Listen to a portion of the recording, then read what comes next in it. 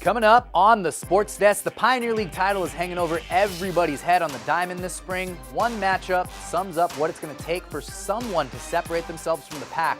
And while we're on the subject of heavy hitters in the Pioneer League, the front runners to win it all on the volleyball court, learning what sets them apart with their eye on the CIF playoff prize. Plus, Torrance plays host to the biggest collection of track and field athletes you'll find anywhere. Some big honchos coming into town to show their support and give the South Bay a stage for competing at the highest level.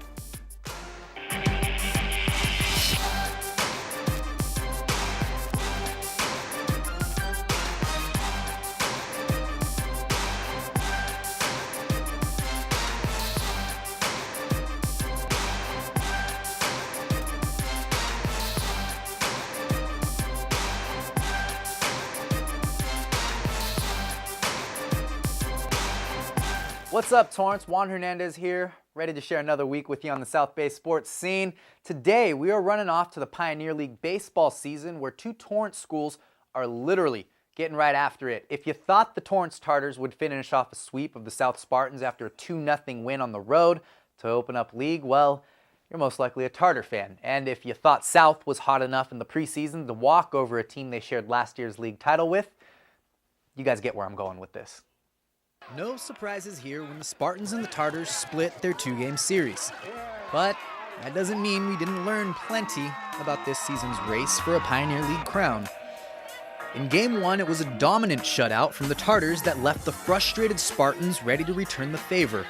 2 days later, it was the near-miss Tartars left wondering what could have been, leaving the tying run and a chance to sweep their biggest competition stranded on third base. With the big first inning on the board, South's only assignment down the stretch was to hold the Tartars at bay. In the sixth, it was heads-up defense that got pitcher Drake Pingle out of a bind, helping him keep Torrance to just 4 hits through 7 innings. We were excited to come out and play Torrance. Those guys, they're always fun to play. We just gotta stay focused and make sure we were consistent the entire time. Drake, quality game. We were only on defense and hitting. We got the job done. 2 teams, 2 games. 14 innings, just 7 runs combined, 1 win apiece. There's no secret. We're good on the bump, and we play good defense. Offensively, we're getting better.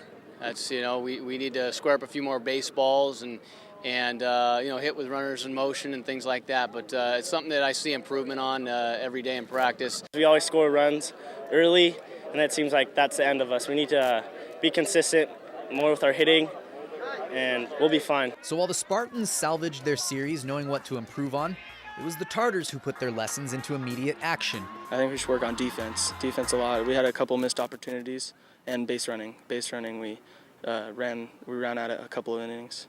Taking down the tough Bay League's Redondo High less than 24 hours later. This time, no base running errors or missed opportunities. Quite the opposite. An 11-4 blowout featuring an ambush approach at the plate. With emotions reaching a fever pitch once the last out was recorded, it's clear this was more than just another league series, the first for both this season. These ball players have faced off since they were in elementary school. They still face the rest of the Pioneer League, with no clear frontrunner jumping ahead early on. I feel like we had a lot of opportunities that, sometimes we didn't pull through, but sometimes we got it done. And I feel like we played hard tonight. It's just some things didn't fall through for us. So, whoever finishes in first place come May 15th, while we couldn't bet money on a winner in this 2-game set, you can bet money the Tartars and the Spartans will find themselves somewhere in that mix. So a quick recap of a crazy week for South and Torrance. Like we said, both teams managed just 7 runs together. The entire matchup absolutely dominated by starting pitching. Gems all around, starting with Kyle Smith's 1-hit series opener, only to be matched by Pingle's 2-run effort on Friday night, leaving us all exactly where we started in the Pioneer League standings. Meanwhile, North High split another Pioneer League series themselves, this time against Lawndale, meaning early on, everyone is looking up at El Segundo after they swept Centennial last week. North has the Spartans on deck at the end of April and will close out the season against Torrance. And if it's anything like last year, we'll still be looking for a Pioneer League champion entering that series. And over in the Bay League, the West Warriors pulled off a series sweep against rival Costa. Back-to-back wins couldn't have come at a better time, too, because they were 1-4 through the first half of April. They're 3-0 since then. Now to round it all out in Torrance baseball, the El Camino Warriors wrapped up a solid week. April started out rough for them, too, when they dropped 2 out of 3, barely dodging a 3-game sweep against first-placed East LA. Since then, the Warriors have won 5 of 6, 4 in a row as we enter this week with a regular season ending series against Long Beach City. Okay, so we're going to leave you for a short break here. We'll be back with one of Torrance's surging volleyball squads, another tight race for the Pioneer League title here, and a solid team looking to do damage in the postseason. Michael Adams? Here. Michael Adams? Here. Michael Adams.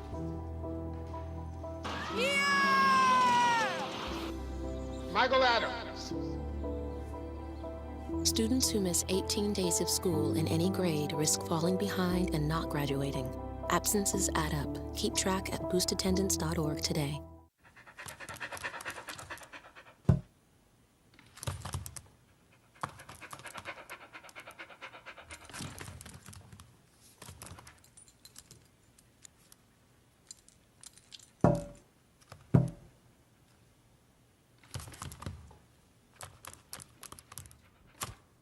There's a shelter pet who wants to meet you. Meet one today. Visit theshelterpetproject.org. Adopt.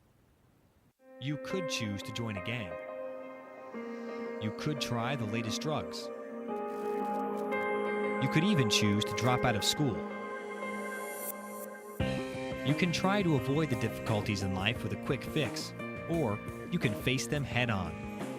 She did. Make the right choices today and be ready for the challenges tomorrow. This message is brought to you by the U.S. Air Force. Hi, welcome back to the Sports Desk. Last week when we checked in on the volleyball court, the Bishop Montgomery Knights were dominating the Delray League scene, while all along the South Spartans have been up to business as usual, attempting the same thing over in the Pioneer League. Valerie Ortega checks in with South Volleyball, still stinging from the pain of a second-round playoff loss a year ago and eager to set out on their playoff rampage this season.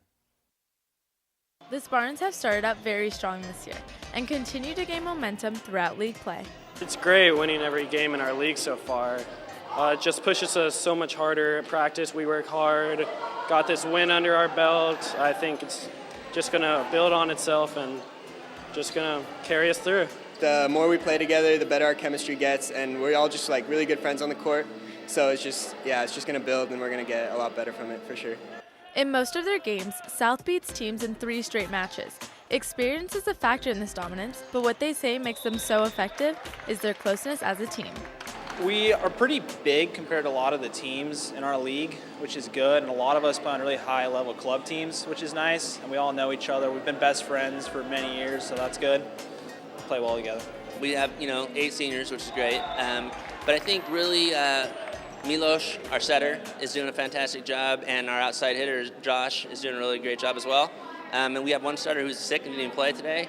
So, we have good height. We're pretty equal all the way across. A lot, they've been playing a lot. They played club. They've been in the program, and they just kind of they know how to win. We're just such good friends. Like all of us on the court, we just vibe really good.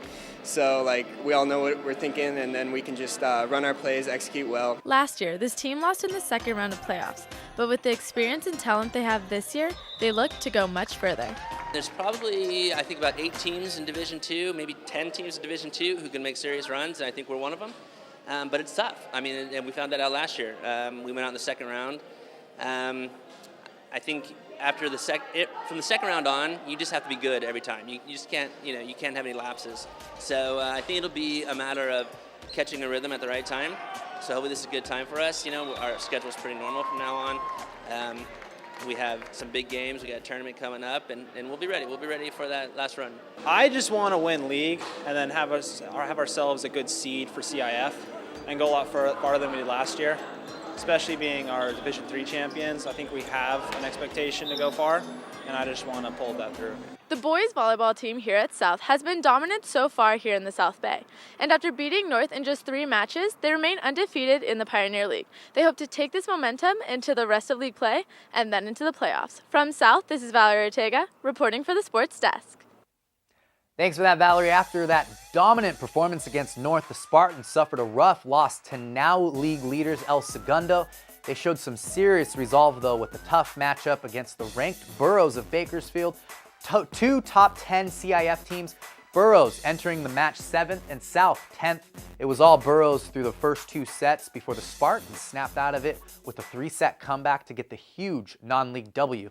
Now moving on to the track, when it comes time for an event, no other sport requires half the organization as a track meet. We're not talking about 2 teams with short rosters facing off for 7 innings or the best of 5 sets. There's hundreds, literally hundreds of student athletes all in one place and several events to keep track of. So, when the shoe company Skechers stepped in to help West High host the South Bay Track and Field Championships, you could imagine their to-do list. There was a major to-do list to make sure it all went off without a hitch.